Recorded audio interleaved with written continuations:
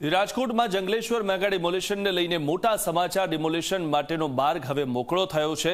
720 દબાણકર્તાની અરજી ગુજરાત મહેસૂલ પંચે ફગાવી દીધી છે, ત્યારે જિલ્લા કલેક્ટરનો હુકમ માન્ય રાખ્યો છે અને આગામી દિવસોમાં ફરીથી દાદાનું બુલડોઝર ચાલશે।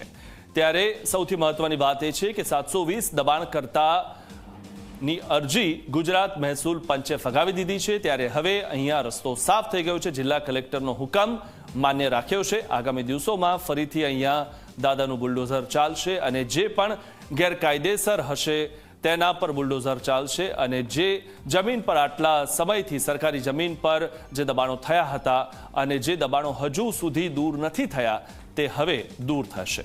ત્યારે ડિમોલેશન માટે માર્ગ મોકળો મળી ગયો છે। આ વિશે વધુ માહિતી મેળવી અમારા સંવાદદાતા ગૌરવ દવે પાસેથી। ગૌરવ, જે રીતે હવે ફરીથી અહીંયા આગામી દિવસોમાં દાદાનું બુલડોઝર ચાલવાનું છે કારણ કે માર્ગ મોકળો થઈ ગયો છે, શું વધુ માહિતી?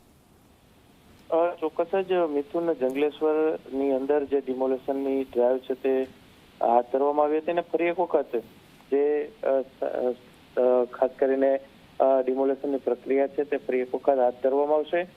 જે રીતના ટ્રિબ્યુનલ કોર્ટની અંદર કેસ આખો દાખલ છે તે કરવામાં આવ્યો હતો અને ત્યાર પછી જે રીતના ખાસ ડિમોલેશનની પ્રક્રિયા છે તે હાથ ધરવા માટેની જે પ્રક્રિયા છે તે કલેક્ટર દ્વારા હાથ ધરવામાં આવી હતી, સ્ટે લેવામાં આવ્યો હતો અને ત્યાર પછી હવે તે રસ્તો છે તે મોકળો છે તે થયો છે। ટ્રિબ્યુનલ કોર્ટે જે અરજી કરવામાં આવી હતી તે અરજી છે તે ફગાવી છે અને હવે 720 દબાણકર્તાઓની અરજી છે તે ગુજરાત મહેસૂલ પંચે ફગાવી દેતા હવે જિલ્લા કલેક્ટર ને ડિમોલેશનનો માર્ગ છે તે મોકળો છે તે થયો છે।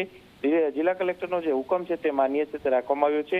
આગામી દિવસોની અંદર એટલે કે ચૂંટણી પછી આ ડિમોલેશનની પ્રક્રિયા છે તે ફરી એક વખત હાથ ધરવામાં આવશે।